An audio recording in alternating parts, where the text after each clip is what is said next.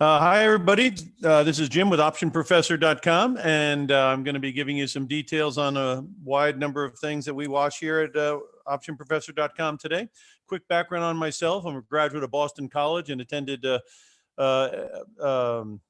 postgraduate work at UCLA. I've been in the investment arena now for many, many decades. I have given seminars on the uses and risks of options to thousands and thousands of people over the years, and basically I have been very well aware of all different types of investing. So I'm going to share my opinions and my observations with you here today. I'm also going to go over some of the different technical indicators I look at, and also some of the ways I approach different things.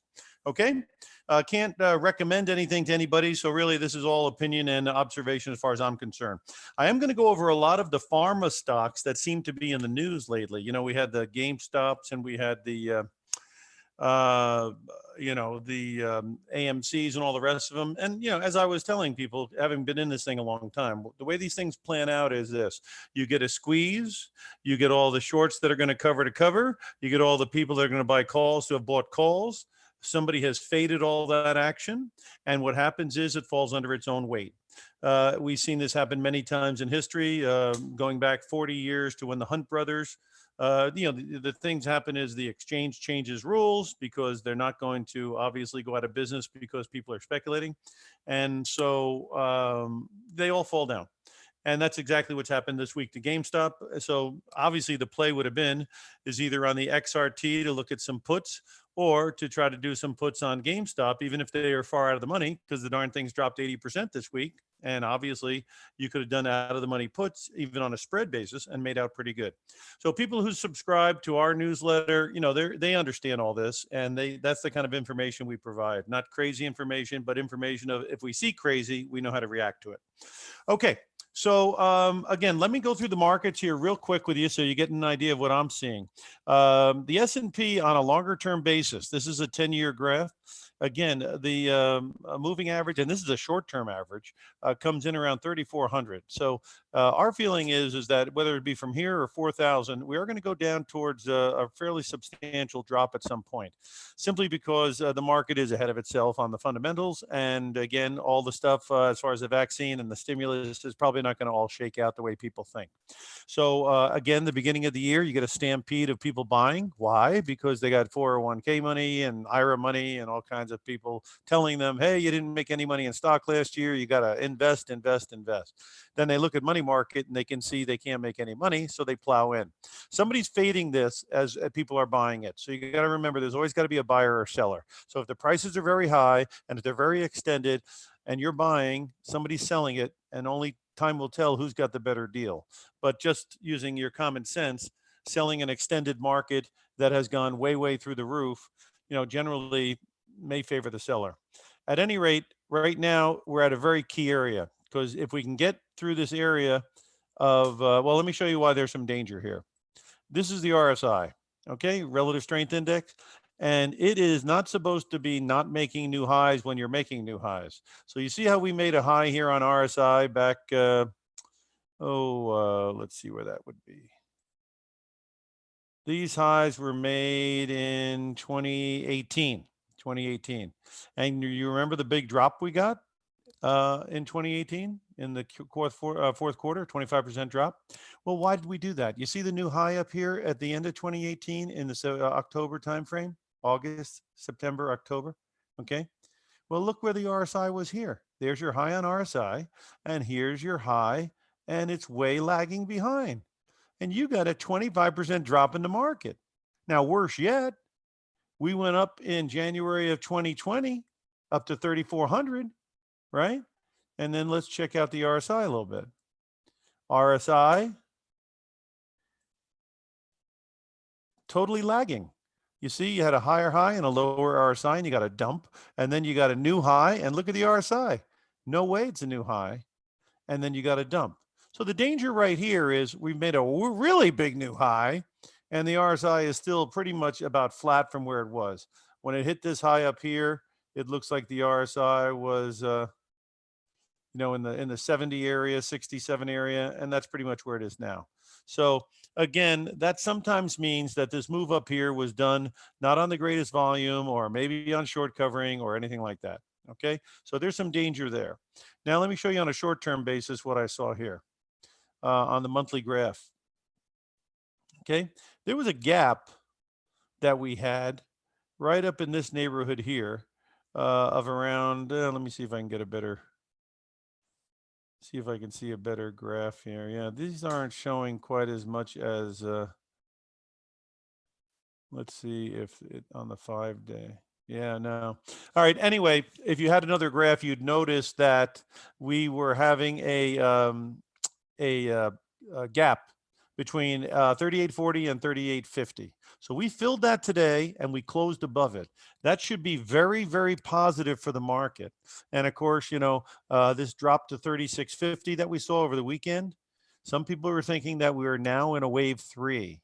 So wave 3 is always very powerful. It's supposed to blow out the high, which it just did, and it's supposed to be very powerful. But the key to this wave 3 is going to be, can we hold above this 38.50 area? And if we can't, then this is kind of a fake out on the 3, and we could still go back down. So again, another reason why we're a little concerned here, if you look at the monthly graph, is that you are making a brand big new high, but your RSI is not making a brand new high. So there's not a huge divergence there, but there's enough to be concerned. So if you start seeing the market getting under 38.40, can you see this 38.44 number? If it gets under there, that would be problematic. If it gets under 3,800, that's your second flag. And if we get under 37.40, 37.50 down here, that would be your third. So your first line in the sand is this 38.40 area and then 3,800. As long as you stay above those two levels, again, be constructive because the market is looking good. But I think there's some warning signs out here, and I don't know if this jobs report tomorrow is going to instigate it. But with this kind of a setup, if you got a bad jobs report that they're surprised about, or there's a big delay on the stimulus, or the stimulus is going to be cut from 1.9 trillion to 700 billion, you know, I don't know that the market's prepared for all that. And there has been some aftermarket selling going on some of the big popular stocks. So we did see, you know, Snap, you know, come down. We saw Peloton come down in the aftermarket. And so from that standpoint, there has been some changes as far as that's concerned. Let me see something here. Oh, gosh. Okay, so anyway, that's the story on the S&P. Let's look at the QQQ for you.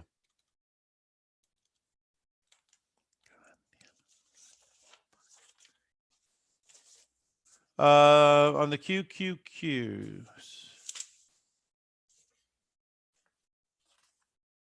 Again, breaking out to new highs a little bit here. So obviously everything looks fine. But again, this is on a 1-month basis. Again, the RSI is not making new highs. And again, 326 would be an area. There's a gap down there. So just be careful to see that we do follow through. If we don't follow through, you always have to be concerned that this is kind of a false breakout and it could come back down. Again, the RSI looks very strong. It's above 50, looks great. But again, if you look at the longer term graphs on some of this stuff, and this is a short term average that I'm using, you are pretty extended above the number. And when you're extended above the number, sometimes you do come back down. And again, the RSI is very extended here, way into the blue area. So, you know, the markets are extended. You have to be somewhat careful. But again, you can't fight the tape. So again, the tape looks good. The markets are up, but keep an eye on things. Under 326 would be a good place to be concerned if you're short-term trading. Let me see here. Okay. Turning towards the gold market, that really got hit very hard here, and I thought it'd be worthwhile to cover it with you.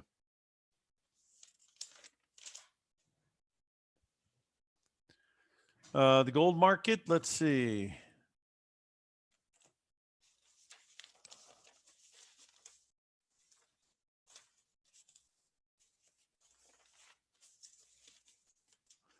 Okay, can you see on a longer term basis, it has broken down underneath its average there, and the RSI is it's getting down towards 60 anyway.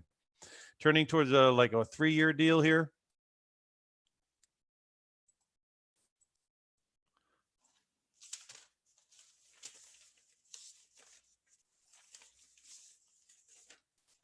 You can see on the 3-year deal, it's breaking down, and you can see here the RSI is pointing down. So that's not good. And then basically, what else do you have here? You've got a 1-year situation. Again, looks like a nice breakdown, and the RSI is breaking down as well. So the line in the sand you want to defend against if you're bullish is this 1775 area, 1765, which it has held so far. And so far, again, but what we've been telling people is as simple as this. If gold can't get above 1960, you see, and hold, you can't make a ton of money on it as far as, if you're going to hold it for the big gain above 2000. So our feeling has been when gold gets above 1960, give us a call, because that's when you open up the doors for 2000, 2500, 2300, whatever it's going to go to. Otherwise, it's such a popular market. It had so many people jump into it at 2100. The whole world is negative on the dollar. The whole world thinks there's going to be a big inflationary scare. And quite frankly, all that stuff may not occur. And if it doesn't occur, then this stuff can't get going. Now, again, I'm all aware of the fiat currency and I'm all aware of all the rest of it. But again, the price tells the story. And the big thing that told the story to us is that the mining shares stink. And they never really confirmed the rally. I'll show you why. You save a lot of money if you don't jump in with a crowd sometimes. Okay, so anyway, where are you here on the gold miners? You can see this thing ran up to 45 bucks, but let's look at the 10-year situation on it. The last time gold went to like 1900, this stuff went already up to $65 a share, 67 a share. Look at a rally this time. It only went to 45. Okay. So I was saying to people at this point, somebody's wrong here. Either the gold at 2100 is wrong, or this stuff is going to play a big game of catch up, which made the mining shares look a lot better to us than the gold actually. And the mining shares did have a run. Let's not say it didn't. They went from $10 to 40. That's 4 times on your money since 2016. Even in the last year, after March, the big drop down to 15 gave you 3 times on your money, going to 45. Nothing wrong with that. And the RSI is still good. So the way we're thinking is this: if the gold does hold 1775, that would be a good thing. But if it doesn't, it probably goes into the 1600s. Now, this thing here can stay above 30 bucks, ballpark figure. It's still a good deal because the RSI is still above here. So again, on the gold shares, again, between here and 30 bucks is very interesting. And keeping this RSI above 50 is interesting because, when you're in a down market, that RSI tends to be under 50 the whole time, right? And when the thing looks pretty good, it tends to get above 50. Goes sideways and holds 50, that's not bad. Dips down for a little bit, but once it got back above 50, pretty much you got your buy signal here at about 20 bucks, and you've been making money on it ever since. Now, when the market gets way up here, what we tend to ask people to do, or not do, but consider and look into, is selling calls and buying puts. It's called a collar strategy. Now, you don't want to do your defensive tactics after it drops, no more than you'd want to buy flood insurance after Katrina hits. You want to do it into strength when the calls are fat and the puts would be cheaper.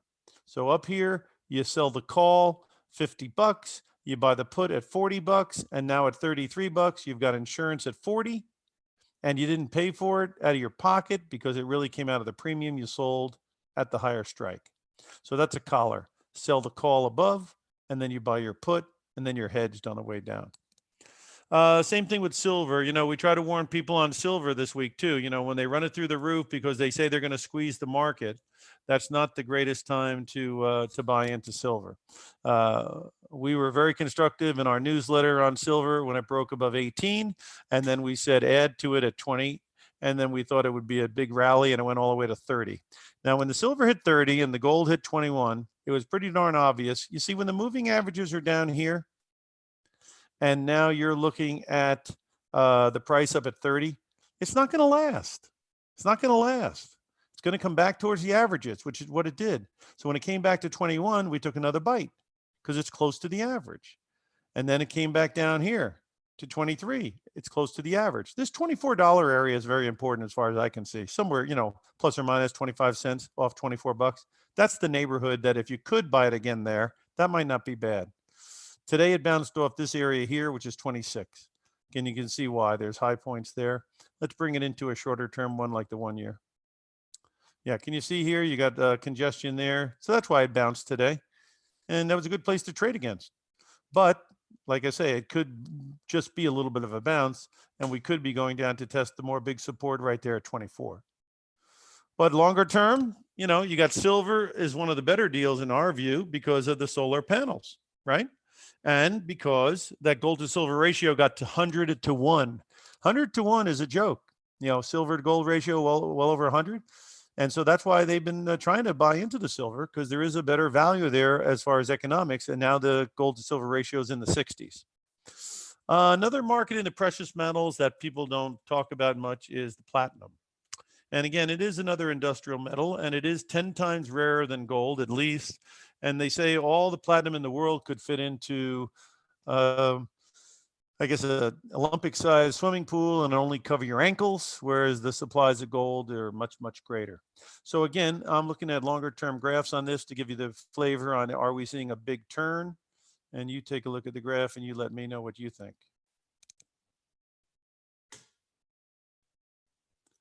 And there you go. So this thing used to be 2,200, then it was at 1,800, and it came all the way down to 600 bucks. Obviously, that was a panic low, great time to buy in March.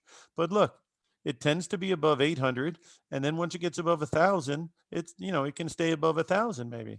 And the bottom line is where's the real estate? The real estate looks like it's all north. So this is one that I think is much better. It's not crowded. It's a little bit thinly traded. So if they ever discover it with all these chat rooms, it could get going. And again, I think it has a better story than some of the other metals, which have already had a big run. And so I think we're thinking along the lines that there could be value here because we think that's a major trend that turned up. Looking at a shorter term deal, like on the 1 year, it's had a big move. It could pull back. Again, if it pulls back, we like this 1,000 area ballpark as a good support area if it does pull back further. So again, the precious metals. The other thing we've enjoyed is crude and the energy market. Again, it got to be minus $37 a barrel. I mean, is it going to get any cheaper than that? And so that shut down a lot of the supplies. Fracking, rig counts went down, et cetera. Now, who's going to invest in oil when everybody is going electric? Okay, not too many people. So the idea that the supplies may remain tight is a very reasonable idea, which means that you could be looking at a good, I'll give you an ETF that we watch. This is a Vanguard Energy Etf. And it looks like it might be going someplace. And it has a dividend, that pays you good money while you're waiting. And what are you waiting for? You're waiting for demand to come back after the virus, and you're looking for supplies to remain tight. Well, again, to get supplies, you have to invest money, which means there has to be money coming into the game. And how is money going to come into the game when the whole game is being changed to electric? So the bottom line is that the idea that supplies to be tight, in our view, makes an awful lot of sense. And this stuff used to be, as you can see, this is only in the last year, it used to be 70 and it's only in the 50s. So if we were going to have a conversation a year from now, or even in the summer, are we going to be in the 40s or are we going to be in the upper here? Now, if you go back on a long-term basis, you can see it's just turning. See, just turning, right? Could go back and forth a little bit, but that line looks like it's turning up. And if you look at a 20-year basis, again, just turning. Could come back down into this area, but this is a neighborhood, that might not be bad. What do we got on a 1 year? How's the RSI? RSI is about 50. That's good. How are we doing on a 3 year? Okay. So again, RSI is looking good. And looks like there's some real estate above, and it pays a heck of a distribution. Then the stocks you can check out. Exxon, Chevron, Exxon says they're going to hold on to their dividend. Chevron, the Cadillac of energy stocks. Again, we tend to look towards the ETF, so you're diversified, but you know their names: Kinder Morgan, ConocoPhillips, Phillips Petroleum, Occidental, Halliburton, Schlumberger, they're all out there. Again, when you get on our newsletter each week, we cover all this stuff, and you get on the newsletter for free, which I'll talk about at the end of the meeting. You put your email in, you get the thing updated to you weekly. Then we have a subscription situation. If you want specific ideas that we're looking at, that's how you get the specific ideas. But we give you a heck of a newsletter to give you the overview on what's going on in the world. So anyway, we just talked about the gold. We talked about the energy. We talked about the precious metals. Again, I was going to go over, let's take a look at Apple. Everybody owns Apple. Let's see what Apple looks like. Apple is trying to go with Hyundai, and they might go with other people as well to come up with an electric car. Again, let's see what Apple went up to 145, and that's been the high, right? Okay, so until 145 is getting taken out, that's the high, right? Now, right now, you're up here. It held the line pretty good. This is going back the last 3 years. Again, the direction of the moving average is very important. But again, you're up there making new highs, and the RSI is not making new highs. And so again, that gives you cause for concern, because this new high here was taken out, but the RSI is lagging. So that's a problem. So let's say you were in Apple and you go, you know what, option professor, I own Apple, and say I was concerned that there could be a pullback. I'll give you a couple of different scenarios. Let's say I'm into Apple and I think it's a good deal. Okay, so we see the moving average coming in at 115, right? So let's take a look at the options. So you go over here to option prices, and we're going to get some option prices. So we know resistance is 145, and it looks like support's about 115, basis the moving average. Okay, so what do you got for strikes? This is expiration this month. Let's go out to the end of the first quarter. Okay, so let's go to April options, expiring on the 16th. Okay, and let's look at some striking prices. These are all near the money. We are gonna go with show them all. So that's how you get all the options. You go to show all, and you get all of them.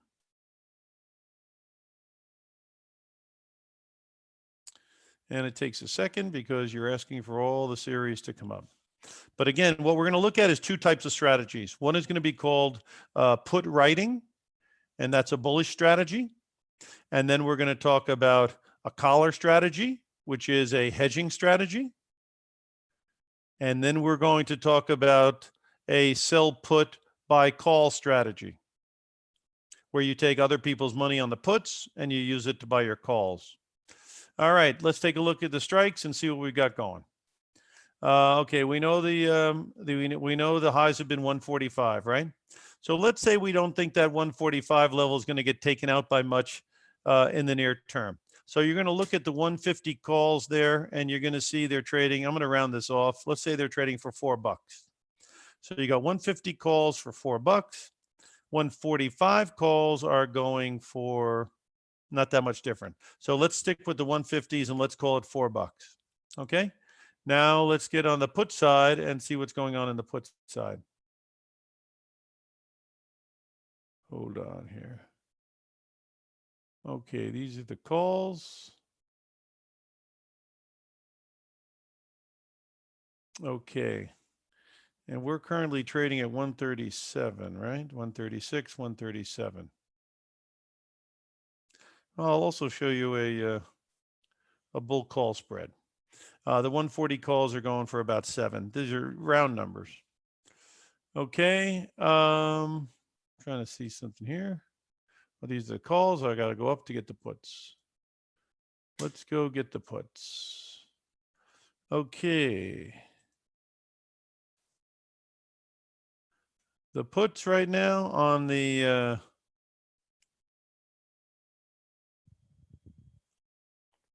On the 115s, let's go up to the one. Yeah, the one. Well, we'll go up to the 115s. We're going to go for. Let's go up to the one. Let's go up to the 120s. And 2.33, I'm going to round that off to 2.5. So you got the 120s going for 2.5. And then you've got the one, I'm getting at 4. So what can I buy for 4? 130s are going for 4, for about 4. Ballpark figure, what are they at? 130 puts, they're actually going for 5. Okay. All right, so here's the deal. Let's go back to the stock chart. And this will give you some example of some tactics. You can do this on any stock, as long as they're optionable. Okay, here's your interactive chart.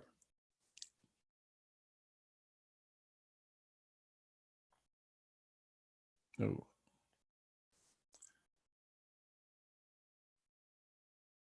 Okay, so here you go. You got the stock trading at 137, right?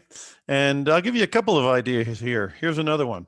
Oh boy, let me get this interactive chart here. Just one more. Some people own the stock, right? And they've owned it for a while and it's gone way up.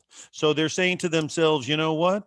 I don't know if I want to stick with this stock, but I don't want to be out in case it keeps going. So say you bought the stock at 100 during that drop, and now you're up $37 on the stock. If you're up $37 on the stock, what you could do up here is you could buy a call at 140, and it costs 7. Okay, let's get into a shorter term graph so you can see it here. I'll put it on a 3-year. Yeah. So again, you see the support is here at 130, 137 where we're at. The only reason you'd be concerned about getting out is you think it's going to blow out 140 and take off, right? So if you get out at 137 and say you bought it at 100, 137 minus 100 is you're up 37 bucks on the stock. If you take $7 out of the $37 you're gained, you can replace, that's what they call a replacement trade, where you buy the calls at 140 for 7. You take the other 30 bucks and you put it in your pocket. If this stock keeps going, you have the right to buy at 140. So if it jumps to 165, like some people say is the target price for it, or let's say 175 over at one company that I heard, Wedbush, if it goes to 175 and you are in there at 140, you got $35 of intrinsic value on what you paid $7 for. But if this thing goes into a corrective mode and the whole market has a correction, all you're going to be out is the $7 premium. The other $30 you took out of the stock is going to be in your pocket. That's a replacement trade. You can also do a replacement trade by putting on a call spread, where you buy the 140 call for 7 and you sell the 150 call for 4, and that's a $3 debit. If it goes to 150 or better at expiration, you pick up $10 on $3. And if you're wrong, and if the market tanks, all you do is lose $3 a share and the other 37's in your pocket. So that's a replacement trade, and that's what people do when they think the markets are extended on the upside. They want to stay in the game, but they want to cut their cash risk way back. Okay. Now, the other thing they can do if they don't want to sell the underlying stock, then they could do what they call a collar. And in that instance, let me show you what you can do there. In there, you are going to be doing covered call writing. So you're long the stock at 137, and you think you want to give it a little room to 150. So you're going to sell the 150 call for $4. You're going to take the $4 and you're going to buy the 130 put. And that costs $5. So that'll cost you $1 out of pocket. $1 to insure the stock at 130. If the stock goes back down and goes down to 120, rather than losing $17 on the stock, you've got insurance at 130. So you got $10 of intrinsic value offsetting the $17 drop that would happen if we went down to 120. So that's not too shabby, and that's called a collar strategy. You sell the out of the money call, which caps your gain on the upside, but then you buy the put with the premium down at 130, which puts a floor underneath your equity. Again, right now, no one would think Apple could ever drop, But after it came out with earnings, it did drop from 140, 138, whatever it was at, all the way down to what? 103. So, sometimes it does drop. And again, in this environment here, where you're making a new high, but your RSI is not making a new high, that could be a warning sign. So there's a couple of different things there. Now, here's another one. If you're just a bull on Apple and that's all you care about is you think it's going to go higher, you could sell puts. And since we think the support's at 120, maybe you'd sell the 120 put and you get paid $2.50. Okay. For every two of them, for every one you sell, it's 100 shares. So if you sold 10 of them, you'd get $2,500 and you'd be agreeing to buy $120,000 of Apple at 120. That's your agreement. Now you got $2,500 there. Okay. Well, the 150 calls are going for $4. So you can get 6 of those, or on the 140s, you could get about 3 of those, 3 or 4 of those using the premium of the 120s. So in this case, you take the premium on the 120 you received and you go buy 400 shares at 4 calls at 140. If this 137 price starts going to 150, you're in 400 shares at 140. So that'd be $10 to the good on 400 shares is $4,000. That's a way of making $4,000 on a move to 150 using the money that somebody paid you down at 120. What's your risk? Again, that you got to buy the stock at 120. And you got the 120 grand to put up, or 50% of it anyway, if you're a margin trader at that point. So selling puts is not a bad strategy, especially in a rising market. In other words, looking at this thing in the last 3 years, well, let's just look at since the drop. You're looking at ever since the drop here. Let's take a look here. This thing bottomed at $50. So once it starts rising, you start out and you use that as your defending point, right? You sell the 50 puts. Keeps going up, you find a new defensive point. Maybe that's your new defensive point right here at about $60, or $65. So now you buy that one back, you move it up to the 65s, keeps going up. Now it's up at, what's it up to now? Now it's up at 75. So you go from 65s, you're still holding on to the 65s. Once it goes into a new quadrant like the 80s, you can move it up to 70, 75. You keep moving your put up. And you're collecting premiums all the time. You have a big pullback here, but you got to give it room. Give it, how much is it dropping here? From 99 to what? 88, 10% drop. So give it 20% underneath. And then you're in pretty good shape. Now, again, when it comes down sharply, you're going to get put stock. But is that a bad idea? Is that a bad deal? Say it came down sharply and they put stock to you here because the market was up at 138 and you sold the 110 puts. Well, they put stock to you at 110. So you had to hold on to it for a very short time and it was right back up for you. But Apple, every time it has had a big drop and the premiums get very big, selling the puts has not been a terrible idea. Because your worst case scenario is you got to buy the stock. And buying this stock on a big pullback doesn't seem like a bad idea. But at least in the interim, if you don't own anything, you're collecting cash all the way up. So put writing on a stock like this has certainly been not a bad idea. One that had got hit very hard today is Qualcomm. And so I would be looking at the puts. And let's see what they're going for. I'll give you an example. First of all, is Qualcomm a good company? I think it's a pretty good company. They're having a little bit of problems with the shortage of chips, but that could get resolved. It's certainly breaking down pretty sharply here. Let's look at the longer term graph and see where the support might be. On a longer term, looks like 125 wouldn't be a bad area to use as a support zone. Let's see on a 5-year basis where that number goes to. On a 5-year basis, it looks like it's cracking. So you're going to look at the longer term charts now to come up with your support zones. But again, this is a company that if you go look at the long term of it, it's been going pretty good, big time. ever since it broke above 95. Now, since it's had a big jump like this, all the way up to as high as 170, looking at it from the breakout point, that's 80 bucks. If you took 60% of 80 bucks, you're probably talking about a $60 drop. So this thing could go down even lower, maybe as low as 100, if it has a full Fibonacci type of pullback. Anyway, you're looking right now at this. Let's look at some options and see what they're going for, because the implied volatility has got to be getting pretty good. And maybe you don't be the first man through the door. Maybe today's not the day to do it, but if it takes another 15 or 20 bucks off, that would make it look pretty good. But first of all, you got to find a price that you're comfortable buying it at. And so basically, we came up with two numbers, and one is one is the 120 area, and the other one would be 100, 125 and 100. So implied volatility jumping pretty good to 31. And now these are calls, so let's look at the puts. A little late to be selling the calls, probably. Okay, so the 120 puts, we gotta get the right month up here. Hold on here.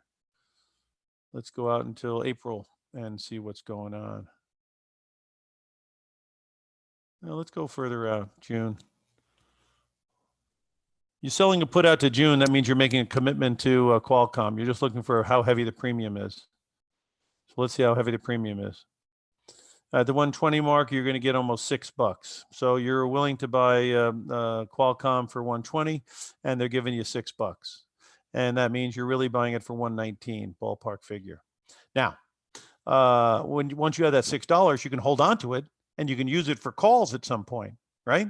But you don't want to use it for calls right away, maybe, because you're not sure it's dropped all the way yet. So the 120s are going for $6.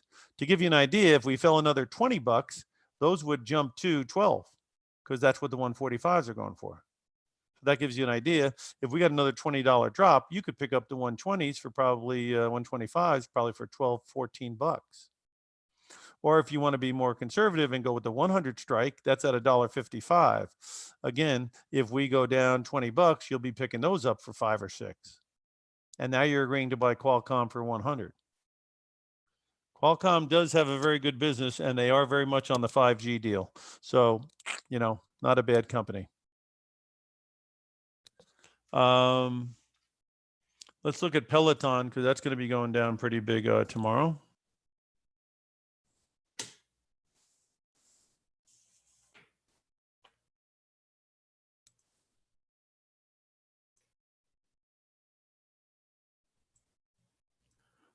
Okay, let's get a chart on Peloton. Well, they're showing Peloton's up because they're not showing the aftermarket. Let's get a chart going here, interactive chart.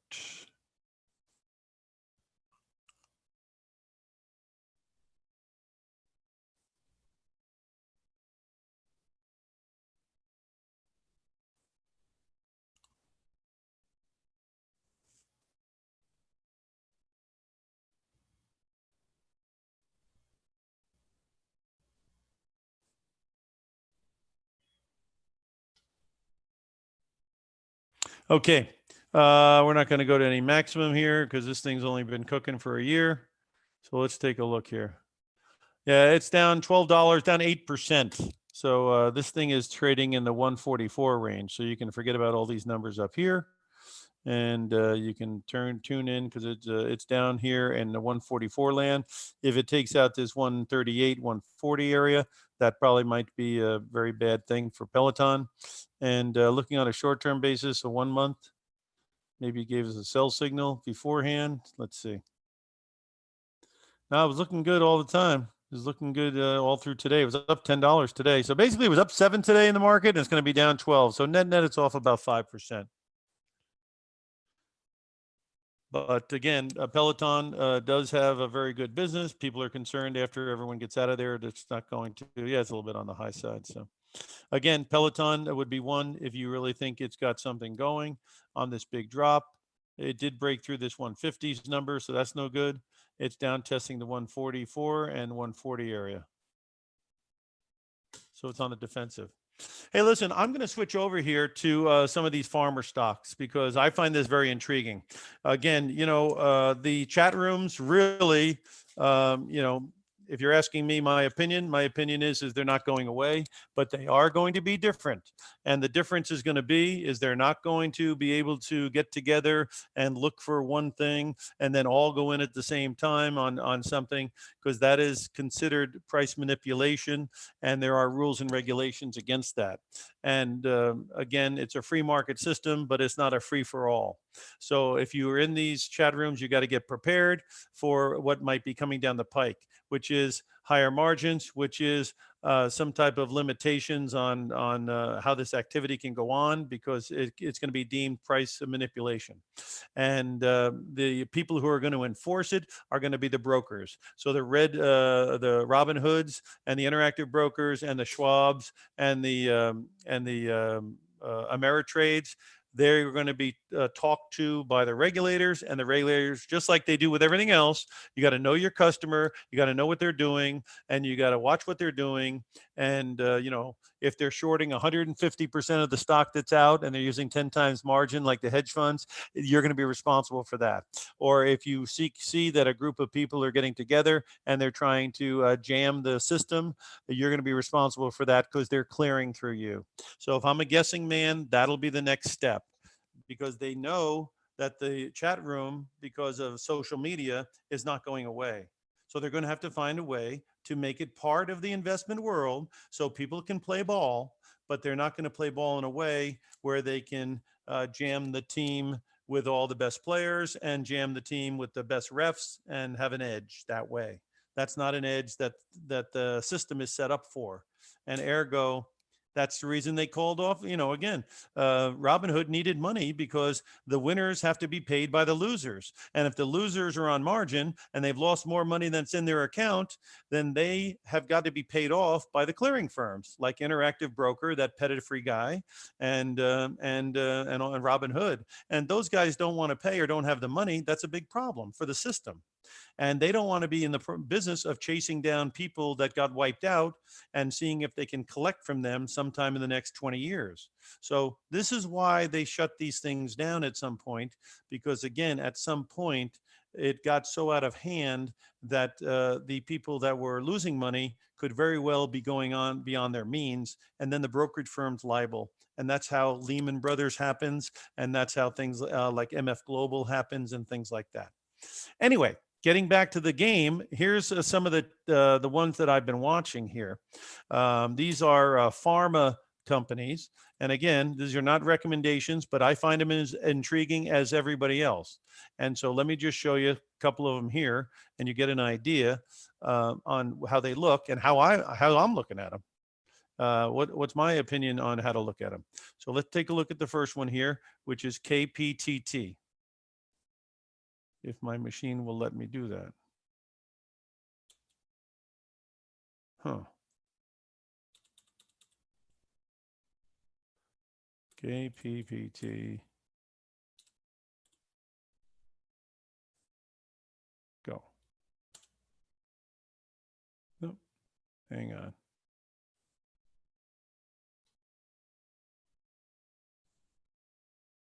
Okay. Because these are very interesting, and I'm looking at the volumes have exploded on these things. There's short interest on these things, and so they are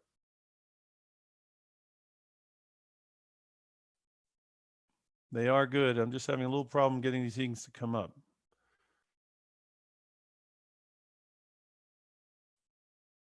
Seems like the computer seems to be a little bit stuck on this thing here. Okay, maybe okay. Now it should be okay. Okay, KPPT, KPTT. I'm sorry. That's probably why it wasn't coming up.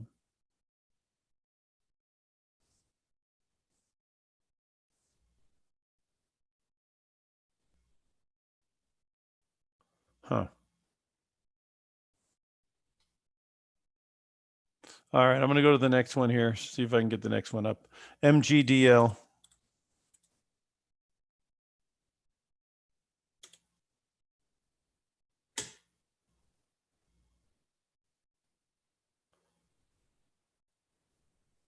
Wow.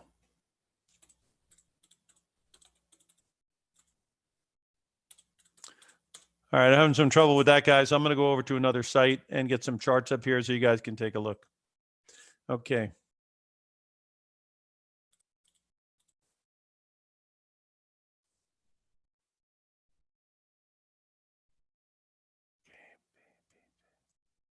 Hang on.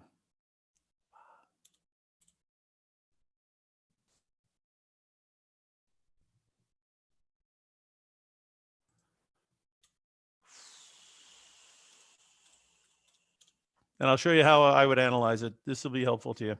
Okay, I have the symbol wrong on the first one, so that's my fault. Okay, here you go. You got 4.3 million shares here. You've got a situation where today was up 195. And the way I look at this thing is I go to the detailed quote. And on the detailed quote, it tells me that you have got the volume normally right here is 1 million. Look at the volume today, 4.39 million. You got the 50-day crossing over the what? The 200-day. It's having some resistance here, okay? But any kind of a pullback towards 3 might be a very interesting thing here. But the volume's coming in on this thing pretty good. And that's one right there. Another one that is pretty interesting is Rckt Pharmaceutical. This one's up $4 in the aftermarket. Volume was 509, but I think it's got pretty good short interest. Let me give you a little thing on that. Yeah, 13.77 short interest again. And so that's how some of the guys go after the short interest guys. As you can see, it's been going up pretty good. The volume today, 509,000. So the volume wasn't that great, but it does seem like it's getting a bid. And again, it is up $4 in the aftermarket, and today was up 256. So that was somewhat interesting right there. Another one is, and there's other ones that are going to even be more severe here that I come up with. SAVA.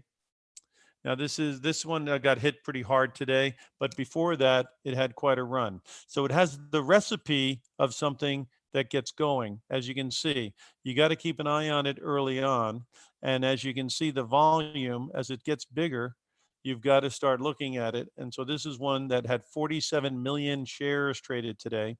But you can see that the big move has already occurred and now it's coming back down. But it's down around 50 right now. So, sometimes maybe it'll come all the way into this gap and get going. Who knows? But that gives you an idea on some of these things and how they've been running. But it shows you the danger as well as the reward. It went from $1.63 to 117 today. Now it's collapsed. But again, this is why people are playing the game. $1.63 to 117 is a hell of a run in the last year. Another one. So that's one where the game has come and gone. Let's look at another one here, CRTX.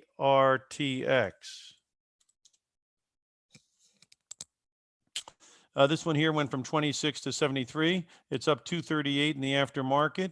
And again, this one here had a big run, pulled back. But again, if you're following it, and again, this is the key. You start looking at this thing down here at 25. And if you start seeing the volume and it shows up on something, you know that you've got a nice trend line there connecting the lows, and then you're breaking out above here. You notice when it came back down, that was your buy right against that point there. And now it's had a big run. So you had a pretty good shot of getting into this thing for at least 20 bucks a share between 32.5 and 52.5. And of course, when it goes up parabolically and there's some resistance there, you got to be concerned of a rollover. And that's what happened here a little bit. Let me show you another one that seems to be on the charts with people. Is AVXL, which I understand has earnings coming out next week. Again, life sciences again.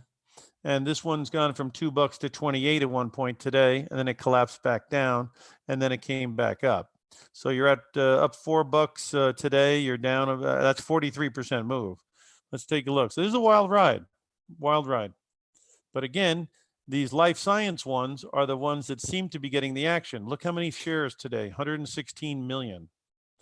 So it seems to me the sector of Alzheimer drugs and Parkinson and oncology oncology, seems to be where there's been a lot of action going on. But it's a live by the sword, die by the sword kind of deal. But I mean, you can see why people are hunting for these things. $2 to 28 is a heck of a run. And the volume, I mean, there's a lot of people playing this ball game. And today gives you an idea how quickly they can bounce around.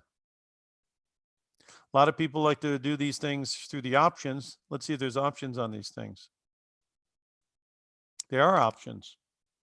So if you think the thing still has a chance to do something, you know, let's see what the options go for. Yeah, say you go out to July, get some time on the clock. $10 calls are going for $9. That's a $19 deal, limited risk.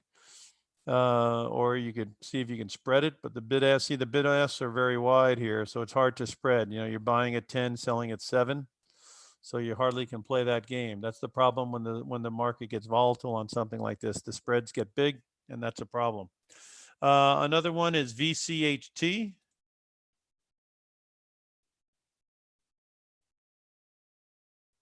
VCYT.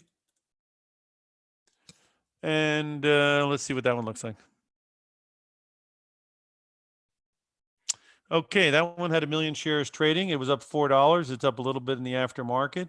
I think they've got some things going on that could be interesting, but you can see that one looks like it's got something going on. And I do think, let's see if it has much of a short interest.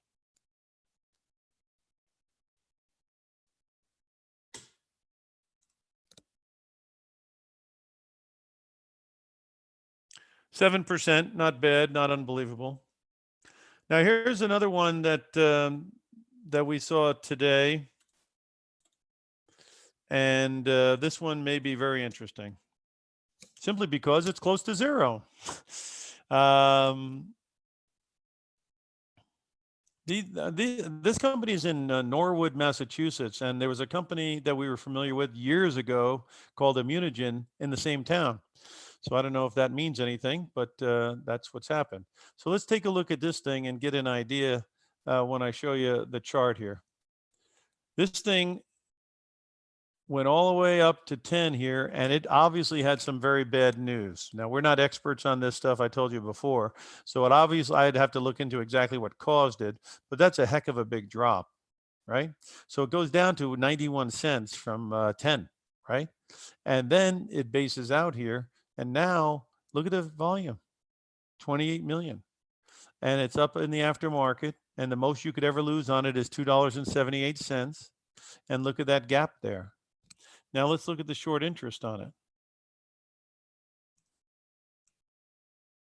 I love them when they're single. Believe me, when Freeport-McMoRan FCX went underneath $10, we were very, very interested, because a company like Freeport-McMoRan, which is 90 million times different than this because it's a big company, but they've got something that's not going to go away. When you get a big company that's got something that's not going to go away, like metal, it really is such a green light when it gets down there, generally speaking. This one here has short interest of 20%. That's got to be helpful if they can get it to turn. And again, it's a small thing, it's a thin thing, so you got to be careful and look, the moving averages are all over the place, but the volume used to be only 5 million a day, and it jumped all the way up to 11 on average for 50 days, and now it's doing 28. So, you know, it's either going to fall apart and you're out to 272, or it's going to have some legs, one way or the other. The other one in that town, Norwood, that we had the experience with years ago, Immunogen, IMGN, you know, that thing goes all around too. And this thing went from $1.95 to 8, and it did 1 million shares here today, but that's not that unusual. It does decent volume. But you can see, if you go back to the history of these things, sometimes when they get some good trials going or somebody gets interested in them, this is when we had an interest in it 20 years ago, actually more than that. But yeah, about 20 years ago, you know, somebody tells you to take a look at something. So maybe you take a shot and it goes all the way up here, but then boom, down here. But then, you know, it goes back and forth. And it seems like when it gets down to these low numbers here of single digits, you know, $2, $3, it's time to take a shot at it. So I don't know if the other one's going to work out the same way, but that's why they call it speculation. And that's what makes it interesting.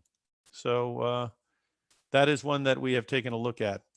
During the week, to give you a better idea of what the weekly update's all about, is we're talking about much more large money, much more serious stuff using the ETFs and large companies.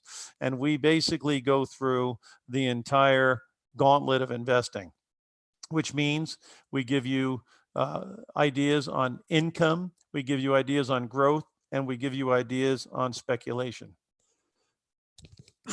So again, we give you ideas on what the S&P is going to do, the NASDAQ. We give you ideas on what we think crude oil is going to do, agriculture. Look at agriculture. Soybeans used to be at 8, went all the way up to 14, 16. Crude oil used to be minus 37. It's at 56. These are the things that we keep you up to date on. Gold broke out at 1400, ran up to 2100.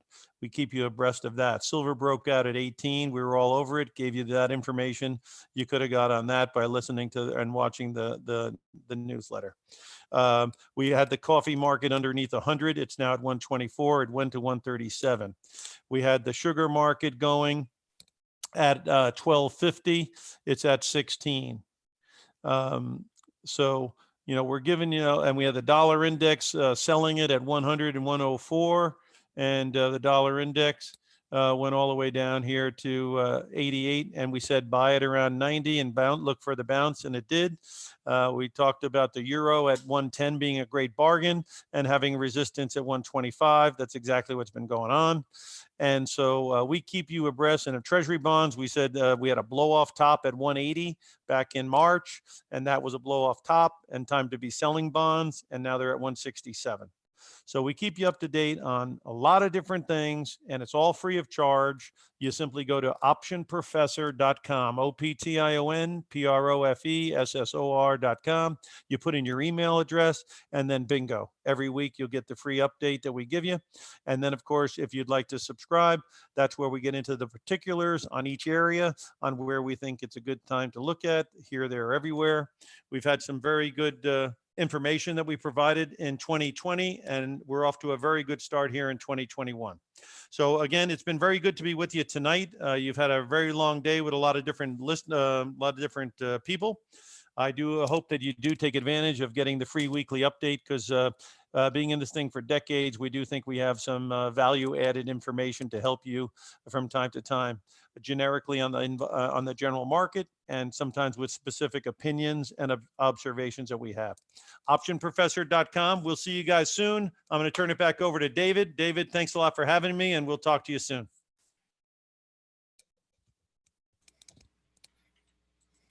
All right. Thanks, Jim.